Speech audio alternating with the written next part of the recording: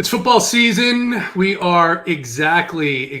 I think it's just 6 days away from the start of the NFL on Thursday night. And of course, college football started last night with Prime and Colorado. And we've got an enormous slate tomorrow. There's some games tonight as well. We're going to talk about the college football slate. We're going to talk some NFL futures. We're going to talk some college football futures. I'm here. This is a new show this year and could not be more excited. I'm here with JBC, who is under protective custody, it looks like. Anyway, that's where he is, as well as Stats, a.k.a. Big Guy. That's what the girls call him at the clubs down in Ybor City. Yes. Oh, yeah. Yeah, my big hangout, Ybor City. Stats, how are you doing? It's Friday. We were just talking. We got some baseball coming up, a beautiful slate tonight. There's college football. There's college football tomorrow. There's probably MMA tomorrow. I haven't looked at that. And then we're into the NFL next week with showdown slates, which I know is a strength of you guys, as well as many others here at Run Pure Sports. By the way, if you're watching this and not a member already yet, RPS 15 gives you 15% off of the entire package, all sports, one price. Stats, end of summer. How are you doing? Excited for football? Yeah, man, it's like you get excited, but then a lot more work for us to do. So it's a little bit of a mixed bag, but I am excited. I love the NFL season. I love to get a little college football as well. So we get that. We kind of get a teaser. For me, NFL is like the main course. We get a little appetizer with college football. Although come Thursday night, you could sit in front of the TV nonstop until Monday night. So yeah, for those of you married, I'm sure the wives, this is the time that they don't know their husbands anymore. They don't get to see you much. Maybe for some of them, that's a good thing. It all depends. It all depends. Mark, I was just telling you, obviously you're a Georgia Tech guy, but the season starts tomorrow for Georgia. I'm married into a Georgia family, so I'm a huge Georgia fan. And my wife went to Georgia. Her father graduated from Georgia. My wife graduated. Her sisters wanted to go to Georgia, but what can you do? And the season's not even underway, and they're already bitching because the insult, the disrespect of the fact that number one Georgia is playing at noon tomorrow and not at night. So people down here in Atlanta are not happy about that, but you're happy. I'd be pissed too. All my Georgia buddies they're pissed for the exact same reason. They're like, Big Noon is some Big Ten bullshit. We don't need that down here. We don't need to be playing at noon. So I can kind of feel their pain, especially now that I'm on Central Time. So the game's at 11 a.m. I don't like all that. Yeah, noon is when you expect to turn on Appalachian State, maybe a nice Division III game as your nice little Ohio State. Yeah, you get that crappy northwestern Penn State or something like that. But JT, you grew up 10 minutes away from me in Brooklyn, so that's right. We were not. Now, maybe some college basketball, but we were not huge. It's not a big college football town, New York. Notre Dame, a lot of Notre Dame fans. I'm sure you grew up with a lot of Notre Dame fans. Yep.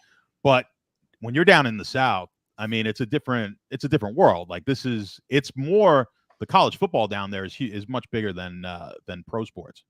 Oh, so the happiest I've ever seen my father-in-law was the first time he took me to a Georgia tailgate. I mean, he was like, you have to come, you have to see this. And it is a different experience down here in the South. It is the bars are packed. It's mostly, I mean, Georgia Tech hasn't been great in football for quite some time. They're competitive at times. This is a Georgia town. There's a lot of people who went to Alabama. We had next door neighbors who were Auburn fans. The week revolves around, what are you doing on Saturday? Where are you watching this game?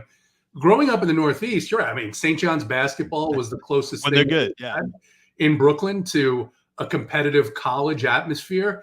And the rest of the country, you mentioned, Notre Dame. Obviously, a lot of people in New York, especially ones that went to Catholic school, would try and get into Notre Dame. Some of them did. And that was the very Catholic environment region up there. So there was a lot of fans there. But other than that, we weren't paying attention. To, back then, of course, you just had an AP championship game. It was like maybe you'd watch it, but maybe you wouldn't. There are parties. There are a whole atmosphere around, and especially now. Our lives. It's our lives. Especially now with the playoff expanded. So let's start with that. This is the first year we're going to have college football playoffs in December. And in fact, the Falcons are playing in Vegas right around the same time as the playoff kicks off. JBC, what are your thoughts on the expanded playoff? I know you've got some futures here that we'll get to in a few minutes about who you think is going to make it, who you think is going to win, who you think is going to miss that everyone thinks is going to make the playoff, even though it's expanded now. What are your thoughts? I think it's great. I don't think it'll put to bed all of the arguments about who's in and who's out, but I think it'll take a lot of that out, because once you get to that 12 team, you're talking about 1-loss, 2-loss teams. There's not going to be a whole lot of debate at the top end, but I'm sure there's going to be some complaining about which 1- and 2-loss teams are not in. Yeah, I mean, I think that the big thing is that all these SEC and Big Ten teams that are very, very strong and theoretically could win, but have suffered a couple tough losses during the season, they're all just going to be in now. And I mean, some people say it devalues the regular season, but at the end of the day, the playoff is going to be so electric that I don't think we really care that much if it devalues the regular season a little bit. But yeah, I mean, like for instance, Georgia this year, starting season number 1, they've got at Texas, at Ole Miss, at Alabama, a really, really tough schedule. And there's a possibility they'll lose 2 games. And it probably doesn't matter as far as them making the playoff. And that's probably a good feeling as a Georgia fan. Yeah, no doubt. There is going to be, of course, you talked about some of the new teams in the SEC looking, and it has been for a while, right? Battles between Alabama, LSU, Georgia the last 5-6 years. Now, all of a sudden, you add Texas into the mix, and you've got a super conference. I mean, that's exactly what you have. Stats in terms of what your thoughts are on the expanded playoff, and then we'll get into some of these games. The marquee games tomorrow are what we're gonna cover. Of course, there's a huge college football slate tomorrow. I think it's $20, $100K up top for the kickoff. So, Stats, in terms of that, how are you evaluating which teams you want to target for a contest like that? Well, as far as DFS goes, we have not played a lot of DFS, but we've got the guys as far as college football DFS. But I follow the guy. I follow like Bruce in our chat, and quite frankly, I'm gonna lean on those guys with their projections because I've never seen anyone better at some of these sports, especially college football. So I've gotten more into it since becoming a part of RPS. Because those guys are just so good, especially Bruce over there. So I think we've got some of the best content as in regards to DFS college football, and I'm just going to kind of lean on those guys. Not my expertise, not quite like MLB and NFL and some of these other sports. But in regards to the playoff, I've always wanted to see when we had when you have the 6 major conferences. I always thought it would be fun if they just use the conference championship sort of as a playoff game and say, if you win the conference championship game, that got you into the playoff, and you had 6 teams, and then they got 2 at large. They're moving it to 12 teams. I mean, I still think it's better than what we had with the 4. I didn't really like the 4 at all. I think 12 is fine. At that point in college football, it's not really like basketball, where basketball, you could get the 30th or 40th team in the country to potentially make a run to the Final Four.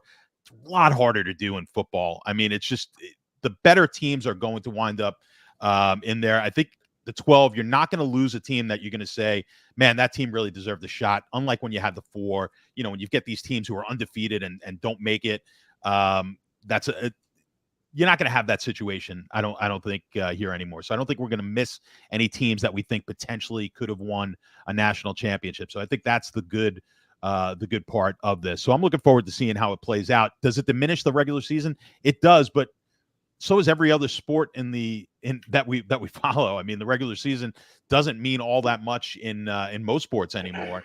What you had in college football was the argument was always, on a week-to-week basis, it really was the playoffs.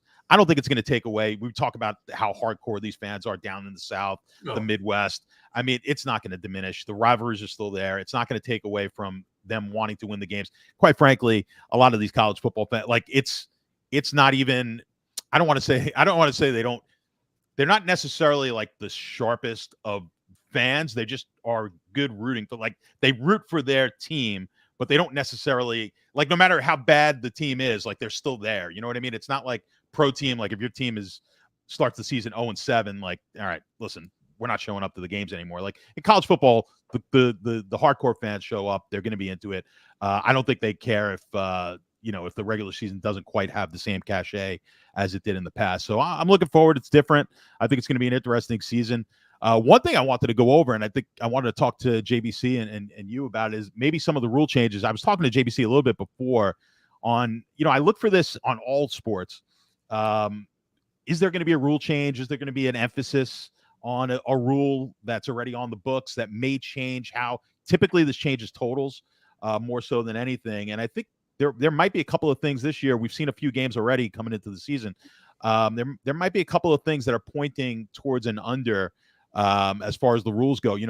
They're now the coaches can speak to the quarterback in the earpiece, in the helmet while they're up at the line. It's going to help them read the defenses, which should be a benefit to the offense, but at the same time, it's taking longer for play. So we saw last week there was a lot fewer plays being called, or fewer plays per series in games last week than there have been in the past. That leads to lower, less plays, lower scoring. I think we're going to see early in the season. It may take a little while for the books to catch up, but I think we could see the unders being, I think you want to kind of look for excuses maybe to play some unders. There's a couple of, less interceptions as well. And I was talking to JBC about this, less interceptions. I think the first thing you think of is defense when you think of interceptions, but turnovers really lead to points. The more turnovers you have, typically those are going to lead to more points.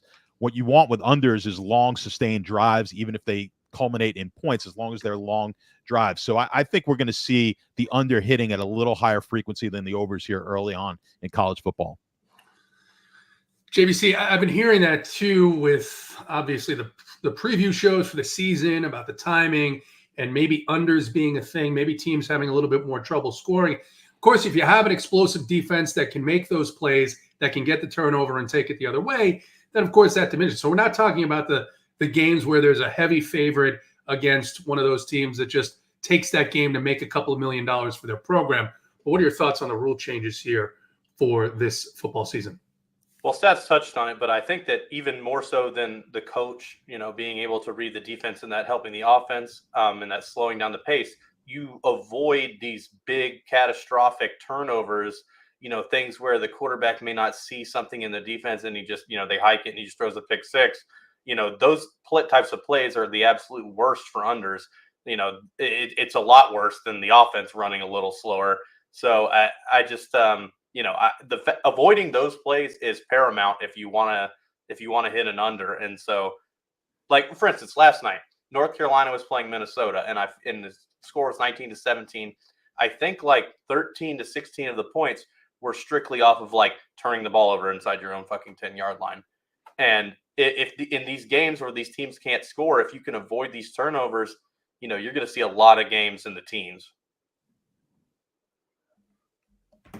All right. So now that we've covered the expanded playoff, like Stats said, maybe a little bit more difficult to see a Cinderella get to the championship game like TCU a couple of years ago, only to get absolutely demolished, a little bit more competitive for that championship game. We're going to get into the marquee games coming up tomorrow, the first week of college football.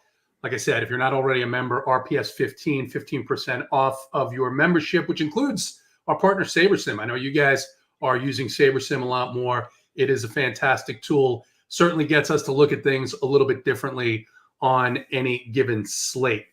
We'll kick it off with the noon game, as I mentioned. It is Clemson and UGA. The game is here in Atlanta. It's not in Athens. Georgia favored by 12, minus 500 on the money line. 48.5 over is minus 112. JBC, we'll start with you. Obviously, a lot of chatter, a lot of talk, a lot of hype here about this Georgia team after a disappointing season last year. And on the Clemson side, it's been disappointing. A little bit of a rebuilding time for Dabo Swinney, for that Clemson football program. What are you looking at here in this game? Do we think you're going to see an under here? Do you think you're going to see an upset here? What are you looking at? I don't think we see an upset, although I am going to bet on it. I think that Old habits. when you're a team as strong as Georgia, you tend to play strategies that are very low variance. And despite them having an elite quarterback in Carson Beck, I just don't see a reason for them to take heavy risks in the game. And Clemson is one of the few teams that can actually get down and compete with Georgia on the lines a little bit. They may not be quite as strong, but they can at least put up somewhat of a fight. So I don't expect Georgia to be doing a lot of downfield passing or doing anything risky. And so that's going to depress the score line. And for that reason, I like Clemson to stay within the 12, just because if you get a situation where Georgia's up 10 in the fourth quarter, they're just going to kill off the clock. They're not going to, they're not going to be shooting the ball down the field trying to score. So, I like Clemson with the points.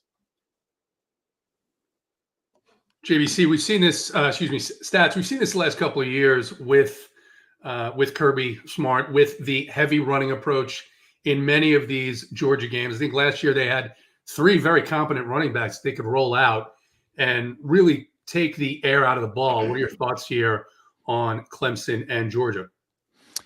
Yeah, I hate to come out of the chute and agree with JBC on both sides here, but I do think I have a lean, I'd say, on the Clemson side of this game. I don't love it, but I'll take the 11. It's even down to 11.5 over on DraftKings.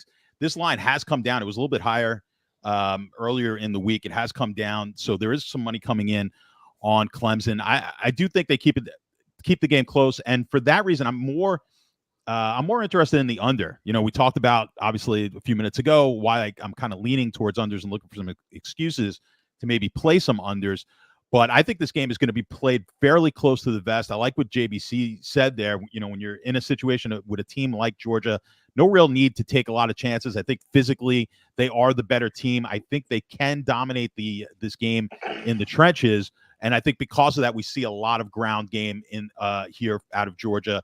Keep the game, don't take too many risks, win the game. I do think it's very possible this game stays within, in single digits, but I'm not as confident on that as I am with this game staying under the number for that total. So I think that's the sharper side for me is going to be the under on this game. I think we see it probably stays tight, but to the low side. So Clemson plus 12, and then you think under on the 48.5. 48.5 on the under. I like a whole lot more than that, than the Clemson plus the 12. But if I had to take both sides, yeah, that would be I'm taking the dog and the under. All right. We'll move on. Next game is Penn State heading into West Virginia. Penn State is a 285 favorite here. West Virginia, excuse me. Am I right on that? Right? Penn State minus 285. Yeah. Yep. That sounds right. Yep. Under 50.5 is minus 112. Stats will stay with you. Penn State, West Virginia, first look, kind of a okay total at 50.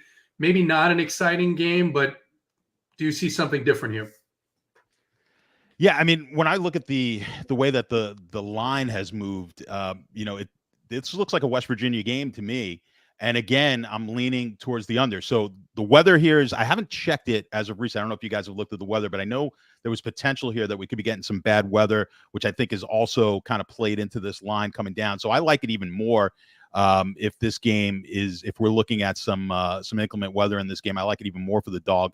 I'll take the 7.5 here. So, and I do like the under quite a bit. I think you've got a new offensive coordinator at Penn State. This is a guy who's extremely creative, but I think it's going to take them a little time to click offensively at Penn State. And when we talked about with the new rules, you're going to have him in the quarterbacks a year. I think they rely on a lot of different movement, a lot of trickery, kind of tricking the defense with how they line up, how they move. I think it's just going to take them 2 or 3 games to really get comfortable with this new offense. And because of that, again, I lean more towards the under. And because of that as well, I do like the points at home. I think the fans are going to be crazy at West Virginia opening. We saw, I think I saw it earlier on ESPN because they're going to be doing game day there as well. I think it's going to be a pretty wild environment. I like this game to stay close, and I do like the under as well. JBC, we were talking a little bit about unders here. Looks like that at least the first 2 games, Stats like the unders here. You like the under in the first game. Are you aligned with him on this second game, West Virginia, and the under as well? Yeah, I mean, I hate to repeat myself, but this is basically the exact same analysis as the first game. Penn State is a better team. They're on the road. They're not going to take the same type of risks that they normally would in a game of this caliber. There's no need for them to get too ballsy. So I expect it to stay low scoring. I expect Penn State to probably eke out a win, but I like West Virginia with the points, and I like the under. All right. So far, we like the unders and a little bit split on the points for the first two games. Next one is the big one. I mean, this one, when you look at this total, the first thing I pulled up, I said, "Oh, we got a 64 total here. This will be a nice game to sit back with a couple of cold ones and watch on Saturday night to close the night out." It's LSU heading into Southern California at USC. LSU -4, a -180 favorite. Another year of Brian Kelly to implement his plan, his schemes. And going into USC, coming off a couple of disappointing seasons, the whole disarray of the Pac-10, Pac-12, whatever they're calling it now. And that's 64. Over 64 is a favorite here, slight favorite. JBC, do you think this is a shootout? You're going to see the West Coast offense style game between LSU and USC. Who do you think pulls it out? Yeah, I like the over. I like the over quite a bit. LSU and USC, I mean, they were two of the worst defensive teams in Division I last year. Neither of these teams can fucking defend anybody. As far as which side I like, I feel like LSU has lost a lot more. Even though Caleb Williams, is gone from USC, the backup, he got in that bowl game. He looked really good. And the fact that, all their backup quarterbacks decided to transfer showed that the coach had some confidence in him going into the season. The lines come down from like 6.5 down to 4. I really like USC to win this game outright as well. All right, the over and USC, even though Caleb Williams turning heads in Chicago now with his, of course, painted nails, but also his quality play on the field. Stats, what are your thoughts here? 64 total. That's a pretty high total regardless for any football game, but specifically you're talking about maybe the game's a little slower. Maybe there are some changes. There are new schemes, teams trying to get used to each other. And out of the gate now, we've got a total of 64. You've been on the unders. Are you going to stick with that, or do you think this one's the anomaly this week? That I know. I hate it. I'm sorry. We're agreeing with everything early on, but again, yeah, with the high total game, this was the number 1 and number 3 offense last year, scoring wise.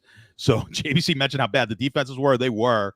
I think both were rated, less than 80, maybe 80th and 100, something like that, defensively in scoring. I don't think they've gotten any better. I agree with his assessment of USC. I would take them on the money line as well. I think LSU is going to have a big problem. I think both teams are going to have a problem stopping these offenses, but I think LSU's in worse shape here to be able to stop the this USC offense. So I agree here. I hate for it to be kind of repetitive. We do share a brain quite a bit on a lot of our bets.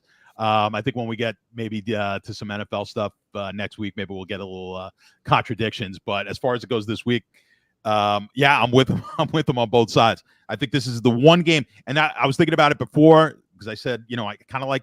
Obviously, I like these unders. I'm leaning that way, and I'm looking for excuses to take the under. But this is one of the few games I just think we're going to see it up and down. I don't think either defense really has much for either of those offenses. And I think even with Williams gone, this is going to be one of the stronger offenses in the country. No need to apologize. It's a long season. There's going to be plenty of opportunity for disagreement and fireworks.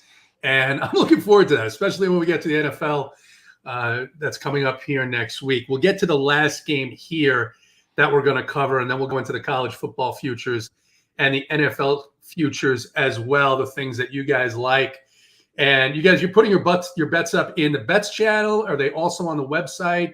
Stats, talk to me about that. Where can people find these things quickly so that they can just go in and go ahead and lock in on what you guys are playing? Yeah, I mean, the best thing to do is when you get the RPS, when you get a subscription to RPS, is join our Discord. First of all, it's a ton of fun. But when you're in RPS, you go to the bets. You get yourself a bet subscription as well that gets you access into the Discord. And that's really where you want to be, because a lot of times we're putting out bets, maybe something, we see something 5 minutes before a game. You're going to get it there really quickly, so you get your notifications, as well as, we'll put games out days in advance. So to get the most updated information, though, get your subscription, get the bets portion of RPS, and then join the Discord. A lot of good people in there. We've got a ton. I mean, we're doing props. I'm super pumped up for NFL props. I've been killing the K props all summer, so that's been great for MLB. But yeah, listen, NFL is king, so I'm really looking forward to some NFL props. I think we're gonna crush it. I use the same methodology I use for the MLB, which has been super successful. And we've got JBC giving out we do 5 premium picks. Those are the picks that we all kind of think are the best bets of the day. He gives those out, so if you just kind of want to play those 5 premium bets. Otherwise, you're getting a ton of stuff. I mean, between WNBA, MLB, the college football now, college basketball, NBA, everything's going to be coming up. JBC especially, he puts a ton of work in, a lot of bets. So if you're a junkie and you want to play a lot of bets, we've got that for you. If you want to jump in there and just play the premium stuff, we got that. If you want to play just props, we got that, or a combination thereof. If you're a junkie and you want to play a lot of bets, I will tell you, I used them last week. I was in Massachusetts, which, unlike Georgia, because Georgia, it's Jesus religion. So obviously you can't have betting down here, because that would be the thing that ruins everybody's life. That's why I left. But RPS 15% off all sports, one price. We are coming out with an NFL specific package. So if you only play NFL, DFS, if you only bet NFL, as Stats just said, the NFL is king. We've got a special price on that coming out here in just a few days. So keep your eye out for that. Last game that we're going to talk about, and this is the closest game. This is the closest game, at least predicted to be the most competitive game. Whether it'll be the most exciting game or not, I can't say, because it's a Battle of Florida. But Miami favored by 2.5, 135 on the money line. They're heading to where they play, not Jacksonville. They play this game in Jacksonville. They play this game Gainesville. I think. I don't know. Yeah, I don't think they play. They play a couple of games in Jacksonville a year, but they're going to play Florida. Under is 54.5. The under is favored here, JBC. It's minus 112. We're talking about an up and down game where we expect to see a ton of offense. I have a feeling that just based on what I'm seeing in the numbers here, you're going to tell me that you like the dog and you like the under. I definitely like the under. Okay. Both teams, new quarterback, revamping the system. I don't think things are going to gel very well right off the bat. You're going to see a lot of punting. And for that reason, I don't really, honestly, these teams have had so much turnover. It's really hard for me to even tell which one is better. So, I'm not betting the side of this game, at least as of now. I'm just going to bet the under and just hope they punt a lot. All right. So just the under, and you're going to take the cowardly way out and not pick a side. Is that what's going to happen? All right. Yeah. All right. Stats, can you give us a little bit more confidence on who might win this thing? And do you like the under here as well? Yeah, I'm going to lean to the under, but I mean, as far as the side goes, I'm not strong on it. I do like. I would take the favorite though. I'll take Miami and lay the small points on this one. I think, I think Miami just. I don't have a strong opinion, but Florida's strength last year really was not passing. I think that's where you could beat Miami. So I think that's the edge I think that Miami will have in here. I think their weakest point on this.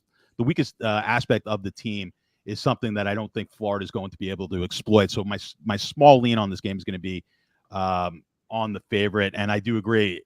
The under, I think is the play. Stronger play on the under. Not my favorite game though on the board at all.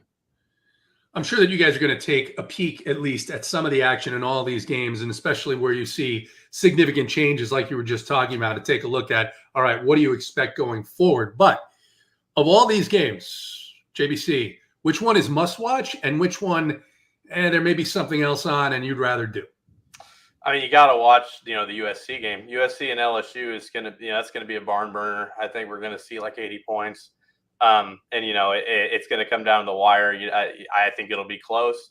So that's definitely the game to watch. This Miami game, you can skip. Stats, same thing. Gonna be out late. I mean, obviously, everyone wants to. We always talk about these fun defensive games, but listen, points are what people. Chicks dig the long ball, right? So the points are where it's at. We want to see a high scoring game and a high scoring competitive game, which I think that one's going to be. So that's definitely the game of the weekend. I think for me, the Georgia game has the potential.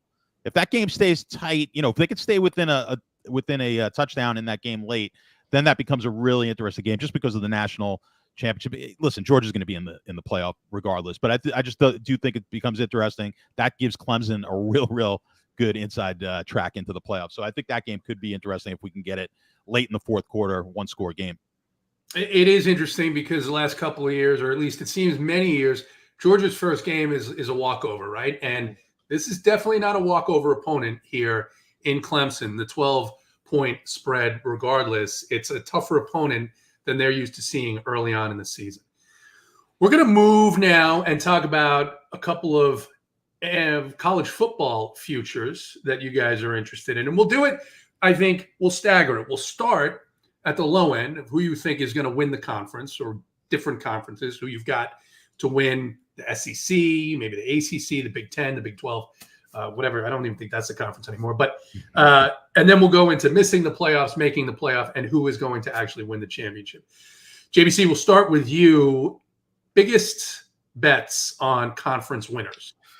So my favorite bet for conference winner is the same as my favorite bet to make the playoff and to win the whole thing. And part of that is because of what you just said. Now, Big 12 might not be a conference anymore. There is one team that is still pretty good. Utah, they looked great last night. Cam Rising still there, even though he's like 80 years old. I think he's in year 7. With how bad the Big 12 is, I really do not see a way that Utah is not winning this conference, even if they drop a game. You're getting plus 320 on them to win the conference. So, listen, I think that should be as big of a favorite as anybody to win any conference, and you're getting an over 3-1 number. I really love that one. As far as the other conferences, the SEC, it's tough to find value in Georgia with how difficult the schedule is. I don't think Alabama's as strong as they have been. I don't think LSU is very good. Ole Miss at 7-1 based on the schedule and them getting Georgia at home. I really, really like Ole Miss at 7-1 to win the SEC. I think this may be their year to kind of, be the top dog. As far as the Big Ten, 2 of the teams have significantly easier schedules than the rest. Penn State at 5-1. They're one of the best teams in the country. They get Ohio State at home. The rest of the schedule is pretty easy. And so getting them at that number it seems like a gift to me. I think they should be 3-1 or 2-1. The other one would be Iowa. You're getting 35-1. I know Iowa's offense has been terrible, but they always eke out these games against shitty teams. And if you look at their schedule, they play Ohio State and they literally play nobody else. So getting 35-1 on a team like that could very well, if they only lose that game to Ohio State and Ohio State stumbles some other games, they're going to end up in the title game. And you're going to look at that 35-1 as a gift. The other 2 that I like, ACC, FSU looked like shit last week. Game was in Ireland, and it was week 0. But now you're getting 6-1 on FSU to win the conference, and the ACC is pretty weak. I still do not see a team that's better than FSU in the ACC, and you can now get them at 6-1 to win the conference. I love that bet. And then the Mountain West, Boise State is laying $140. They're going to go undefeated. So I have the utmost confidence that Boise runs the slate and makes the playoffs. So taking them at -140 to win the Mountain West.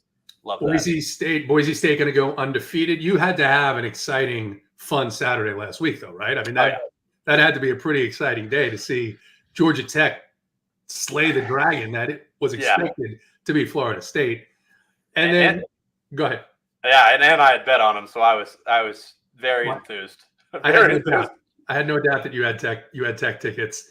And then the last thing, doesn't it seem a little odd that there's so much steam over Ole Miss? I mean, I get it. I understand the reasons for it, but man, it feels a little weird that there's a lot of people talking about how good Ole Miss is going to be for a program that really hasn't been all that great. Well, I think a lot of it has to do with Lane. I mean, everywhere Lane goes, as much as people want to shit on Lane, Lane's teams don't really lose, at least not a lot. And so combine that with just how rugged the SEC is this year and how difficult some of these teams' schedules are. 7-1 is a pretty high number for that. Looking at Georgia to win the conference, they're 3-1, something like that. With all those hard games, I don't see how they make the. I don't know. They've got a tough road. Well, and you mentioned, right? So we've got changes at Alabama, obviously the first year in a long, long time without Nick Saban. So now programs are looking to Georgia to say, all right, this is a team we need to beat. And that means that, like they have really in the past couple years, they're going to get the A game from the teams, especially when they go on the road. It's going to be tough. Stats, your favorite picks for conference winners, are they aligned with JBC? Or are we going to see maybe a little bit of difference? Well, let me just do it. I really didn't look at a lot of the conference winners, so I'm kind of scrolling through it now. JBC did a lot more work than I did on this. I did a lot of work on the NFL, so I'm probably going to have a lot more NFL takes for him. But the one team that I kind of liked, I don't love the price of where it's at now, but for a national championship was Oregon, and I kind of want to hear JBC's take on Oregon. I know they're one of the favorites, top. I think they're plus 700 now. But I also like, and I haven't seen a price on this for conference to win the national championship. But I like the Big Ten as well. Either Ohio State or Oregon to come out of there and win the national championship. So I want to get actually JBC's take. We get to disagree. Go ahead. Yeah, I figured we would, but go ahead. It's funny because two of my favorite bets to not make the playoff are Ohio State and Oregon. Well, get into those bets then. Go ahead.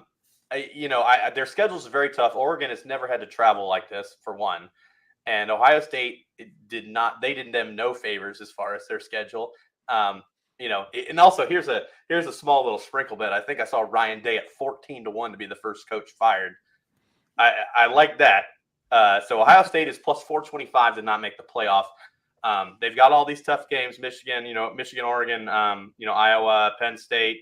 I don't see how, especially with the turnover at quarterback, how they're going to get all this done and why everybody's so confident in them.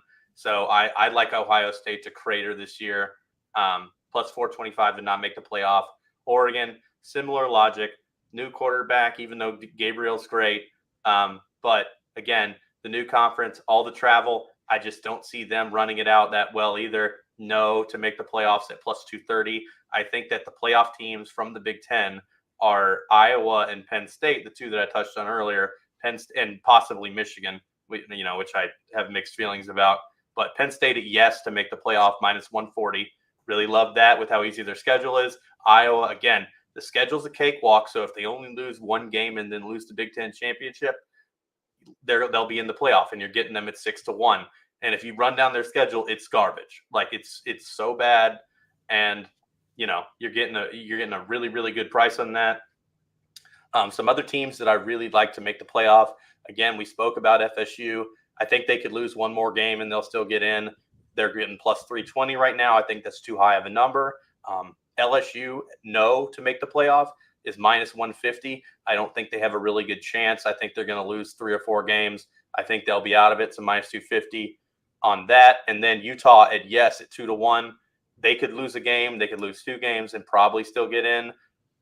So I the same as I love Utah to win the conference, I love them to make the playoff. And you mentioned you like Utah to win the playoff as well. Yes. So, with the rules where the conference champions, get the buys and, all that, it kind of screws over Notre Dame, which is fine with me. But Utah's getting 55-1 right now, and it's a very, very strong likelihood that they could get a bye, which is a massive advantage if you get a bye and then a home game. All of a sudden, if you get a couple of upsets around them, a quarterback with some experience, love them at 55-1. I touched on Penn State, Florida State, and Iowa. Those are my 3 other major futures. Penn State at 22-1, Florida State at 60-1, Iowa at 250-1. All right. Stats, any thoughts on the playoff winner? Any underdogs out there that you think are worthy of taking a risk on? To win the entire thing here? Win the entire thing. Yeah, like I said, the one team that I looked at was Oregon, and every reason that I was nervous about it, JBC basically brought up. It's the extended schedule, that travel. Oregon. The one thing that scares you, they haven't been able to beat Washington, and they're going to have to beat. If they don't beat Washington, they're not going to get in the playoff. They haven't done that in the last couple of years. They do have to play Ohio State. They get that game at home, but apparently JBC doesn't like Ohio State either. So we're going to get one of the. That's where he's seeing a lot of upsets come out. I would lean more towards what JBC. He's been focused on the college basketball, college football a lot closer than I have. So I'm going to lean and err on his side. But Oregon just kind of popped out at me when I was kind of going through the numbers. I just think that offense will still click. But yeah, that is the major concern for me is the travel and in a much tougher conference. And if you're a real DGen, there's a bet you can make on DK at like 500 to 1 on Cam Rising to win the Heisman with Utah to win the national championship. And I like that. Well, there you go. There you go. 501 odds. That's a good $5 bet. Yeah, they're very correlated. They're very correlated. Yeah, let's add. It's outstanding. All right, Stats. We'll check back in next week to see how you feel about Oregon. We'll give you a little time to digest what JBC thinks and see if you're able to get on the same page. I'm gonna take a shot on him anyway at the plus 700. but I'll be in. I'm gonna take into account a lot of the stuff that JBC said. He's very convincing. He's very persuasive. Very persuasive. We'll move to the NFL. Week 1, National Football League. A lot of exciting new rookies, new quarterbacks. Well, let's start with just a question because this was big news when I was in New England last week. Stats, JBC. The Patriots are going to start Jacoby Brissett. And there's a thought, or at least the thought process coming from the team is, look, this is the right move for right now. We want to have a little bit more time to develop Drake May. We want him to get some reps as the number 2, maybe down the line this season. Who knows? They're not expected to do much this year. What are your thoughts on that? I don't know that that's a big surprise, but certainly I think there's some disappointment in the New England area about the fact that this is the guy that they're going to go with. Yeah, I mean, for me, listen, this team's not going to win regardless, right? So there's always the both sides of this, and we've seen it work. We saw it work with Love kind of sitting on the bench here for a little while, but then we've seen guys like C.J. Stroud come in and play really well. Who does it work for anybody but Green Bay? Well, how many guys have sat? In recent time, these guys kind of get jumped. They jump in more often than not. They jump in pretty early. There haven't been how many guys have really sat? Eli sat. Well, Aaron Rodgers sat too, right? So I mean, but that's what I'm saying. Green Bay. That's the Green Bay. Phillip Rivers. But it's been like 20 years. In recent time, it's like you're paying these guys. The fans want them out on the field. It just seems like they kind of throw most of these rookie quarterbacks out there. When you have that bad of a team, and I don't think you're going to win with either one of these guys, I don't mind it. I don't mind the move. You got a veteran quarterback. You know what you're getting with Brissett. Obviously, he's not going to go out there. He's not going to light the world on fire. Tom Brady. That is Tom Brady. Tom Brady did sit, but they were never expecting him to ever play. He sat until he didn't. Yeah. And then when they called him off the bench because everybody else's legs were broken, he just took off. But he sure did. You did see last year, right? Two different ways it could go. Another team that wasn't expected to do much was the Houston Texans last year. But you mentioned C.J. Stroud was just otherworldly. The Panthers had some expectations. They thought that maybe they were going to be okay. I'm sorry, JBC, but he is a Panther guy. But they just weren't. So it can go both ways. I don't know. I kind of tend to think if your team isn't going anywhere, you had that high pick, you get the quarterback you want, give the fans a reason to be either happy or at least let them bark something. Yeah, I totally agree with you.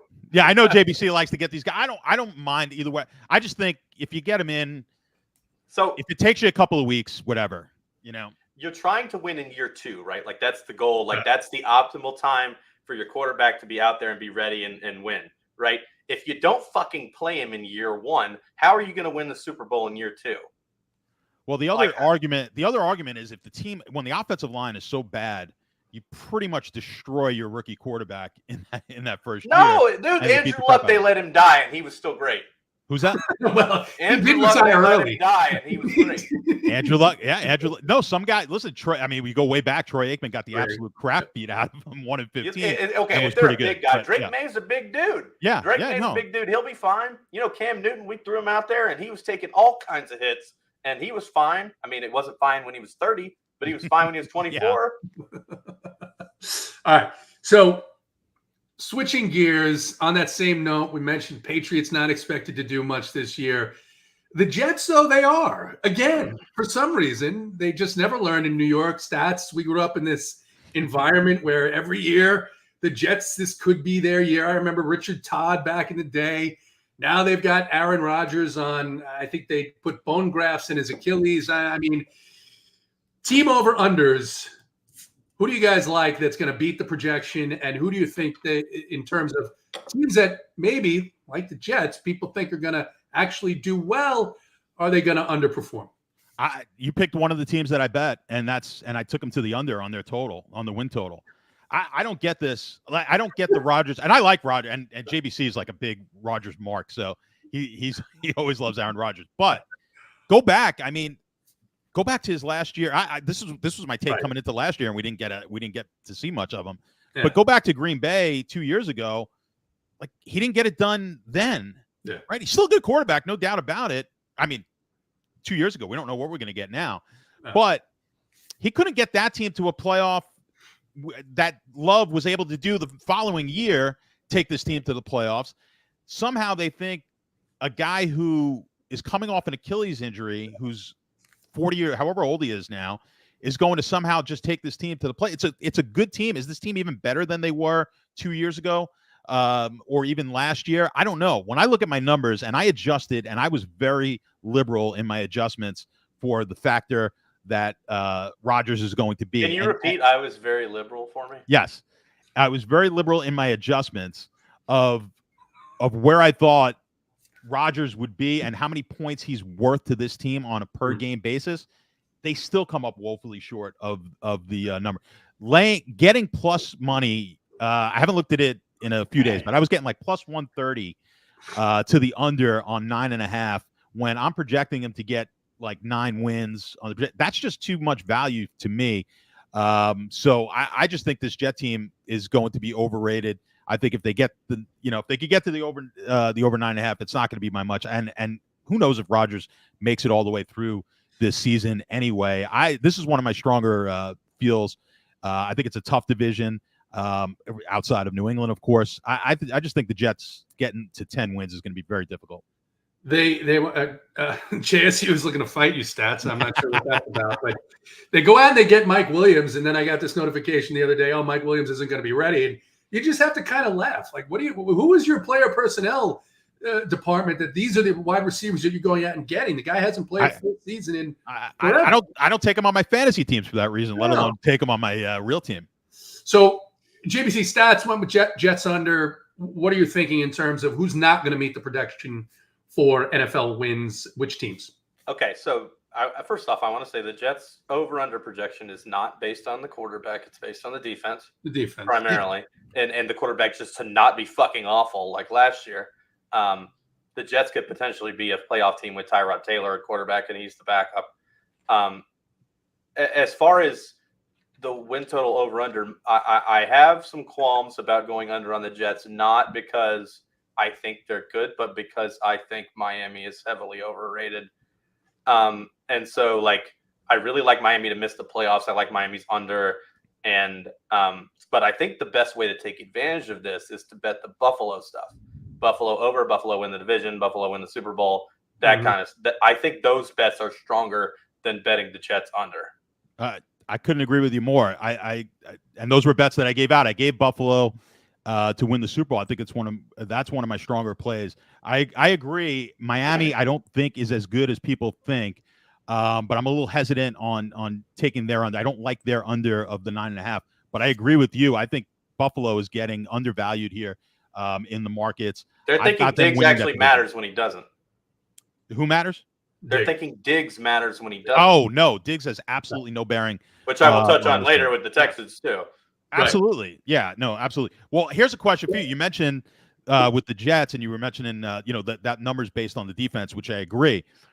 How many points are you giving Rodgers on a per game basis based on whatever crappy quarterback they were throwing out last year? Versus last year, it's like 6. Versus Tyrod Taylor, it's like 3. Right. Okay. So, I mean, that's where I put it. I put it at 6. Like they intentionally went out and got paid and got a fucking competent backup so that if he gets hurt again, they could still make it. Absolutely. No, I agree with what you're saying. They have a chance because of that defense. I just think they're getting overvalued because of they're valuing Rodgers in the betting market, I think, way more than he should. Well, the thing is, if we think Miami sucks and New England sucks, then someone's got to win that game. Yeah. I think the concern I would have is we haven't seen Tyrod Taylor make it through a whole season either. So it's not as if you've got a reliable guy that can stay healthy. He's had all sorts of. I mean, this guy gets an injection, his lung collapses. So Yeah. It's the Jets. Let's just put it that way. JSU. I'm not sure. JSU is a New England guy. I don't know why. I've never seen anyone from New England talk highly about the Jets.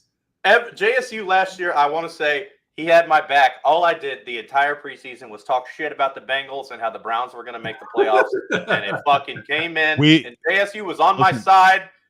And you know what? It happened. And we were in agreement. Happen again. It's going to happen again. All right. You stole my thunder. We were in agreement on that last year, and I agree this year. I think Cincinnati's another sucks. Under. I think Cincinnati's another under. And I was very generous on how I adjusted my lines and my numbers for Cincinnati based on the injuries that they had last year.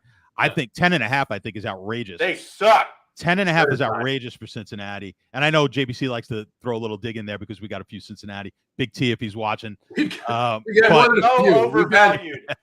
We got to get. I think they're totally still are falling for this bullshit. Yeah. I think they're totally overvalued, which is I think a lot of these AFC teams are overvalued. And that's lending me more towards Buffalo. I like Buffalo quite a bit. As far as to make the Super Bowl. In Jacksonville. And Buffalo win. and Jacksonville. I did not. That was not one of my plays.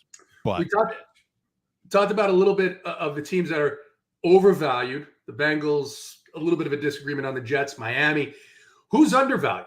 Who do you guys think is undervalued that's going to beat that win projection? I'm going to give you a team, and I think JBC is going to agree with me. All right. Because I talk way too much to him. I'm going to say I like Baltimore. Baltimore's my team to win the Super Bowl this year. Okay. And that's the team I'm taking to win. I love their overs. They're over 10.5. I mean, are they getting over? Who's getting more wins this year? They're winning 11 Baltimore games or Cincinnati? Huntley, dude. They win 11 games with Huntley. I think this team they're basically this. You've got the same number on Cincinnati and Baltimore. Are you telling me those are the same team? Insane, dude. Fucking nuts. Baltimore's a much better team. The Bengals and Ravens are the same. That's so crazy. It's nuts. Now I took them I took them for the my numbers don't take into account that perhaps maybe Lamar in the postseason just hasn't been all that great. But I always take that with a grain of salt. I said, when people said Barry Bonds couldn't hit in the postseason, I just think it's a small sample size. And I think Lamar is certainly capable of winning a Super Bowl. So I am down with. I think Baltimore plus 1,100. I got that at.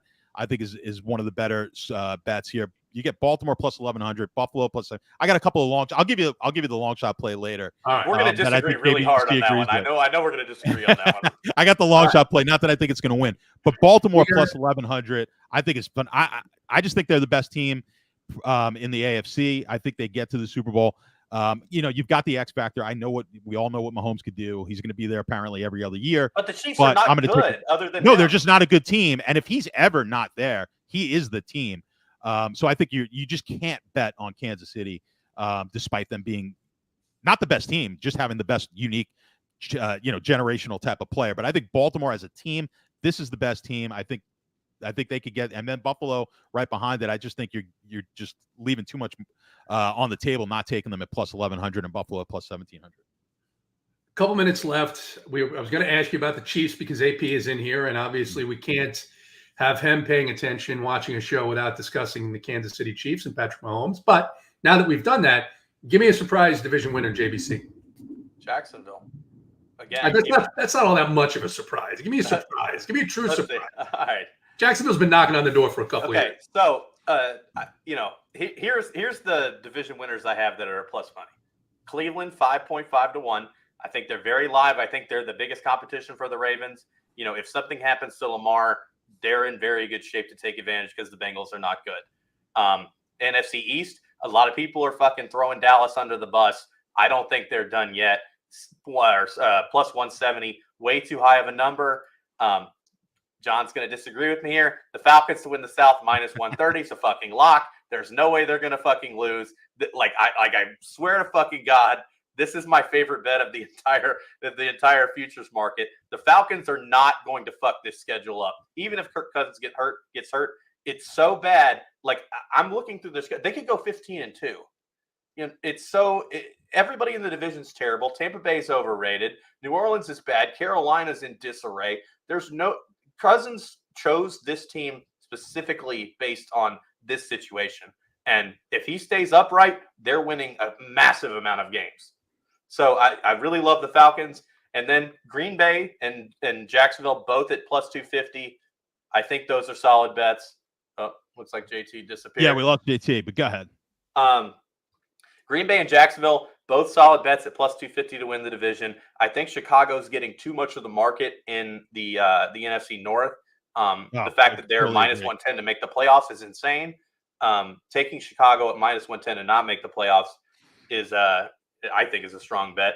But just to touch on, buy, sell for specific teams, I really like, we talked about Atlanta and Buffalo and Jacksonville, and then to miss the playoffs, Cincinnati at plus 205, Detroit at plus 195, Houston plus 150, Miami plus 135, Chicago minus 110, the Rams minus 120, Tampa Bay minus 185. Those are all teams that played well or have played well in the last couple of years, and they're massively overvalued in the market based on how they are now.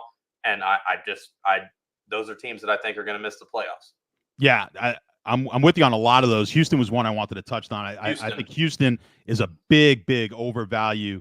They're going like 7 and 10. Yeah, 7 and 10. I've got them as one of my unders. I think that's a solid under. I agree with you on missing the playoffs. The one that you said I'm going to disagree with because you know who I bet. I'm taking the Saints here to win that division and the over. And I even took them at a plus 10,000 Super Bowl. Do I think the Saints are winning the Super Bowl? Obviously not. I just think they're undervalued. I think they could win. I mean, anybody could win. Of course, anyone could win, but I just don't think there's that big of a difference here. I do like what you said. I agree. I think Cousins was smart. You go to listen. He's doing what Tom Brady did. A few of these guys. That's why I thought the Brady Buccaneers was such a stroke of genius in retrospect. Well, if you go back, I don't want to. Like, oh shit, they have Mike Evans and Godwin. Let me go. I mean, you follow my stuff. This is before we got to RPS, and they were the best team to not make the playoffs the year before in my rankings. I think I had them 8th overall. Because Jameis led the league. Jameis threw all key interceptions at all time. The one thing that Tom Brady doesn't do is throw big interceptions in the red zone. That's all he had to do. He didn't have to be. He looked at the landscape and said, "Where's the best team? Like, what team can I go into and win?" He was right. I don't think you're wrong here. I think Atlanta was a really good fit for Kirk Cousins. I just don't think the personnel is all that much better. I'm not a huge Derek Carr fan. Cousins better, but I just think I think the value in the market here, I think we're overvaluing Atlanta just a little bit. And nobody's betting on the Saints, and so getting them on the Saints at all. Yeah. So I'm going to take a shot. I think if you want to take a lottery ticket, but at least take them to win their division. But the one that you said that I really like is the Houston. I think I'm shorting Houston. Houston sucks. Houston everywhere I can. I think they're getting way too much publicity. And I also think you like Jacksonville. I don't like Jacksonville as much. I'm a little. Somebody has to benefit from Houston sucking. Well, the thing is, Indianapolis, I think could be that team. I think Indianapolis was probably the team that winds up winning the division for me. But the other team that we didn't mention, that's a hugely popular team.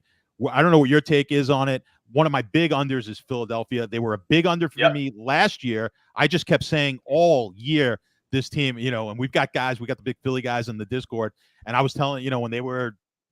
After 10 games, they looked like the dominant team. The numbers did not add up. A lot of that had to do with the fact that they were very efficient. They made all their fourth downs. We know, the tush push, all that stuff that they do. It's going to have to all go perfectly for them again to get even close. They basically showed what Dallas they were. A crazy high number. I think Dallas is just great value here.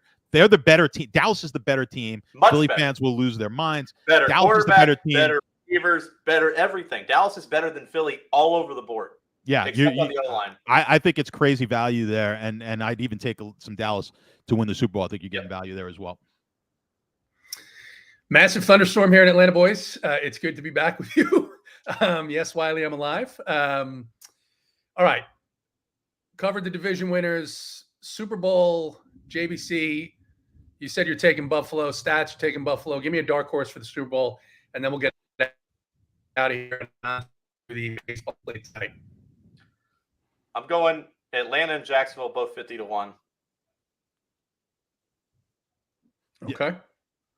I mean, I told you. Jacksonville. Yeah. Atlanta and Jacksonville. That's fine. I'm definitely down on Lawrence was hurt last year. Yeah, for sure. I'm going to say, though, I already gave it out. I gave New Orleans 100-1. if there's any long shot. But I will say this: typically, what I look for on these long shots, I'm looking for a team like in Indianapolis. I like to find the quarterback, a mobile, really good running quarterback who may develop. That I was high on Hurts 2 years ago with Philly to win the Super Bowl. Almost happened.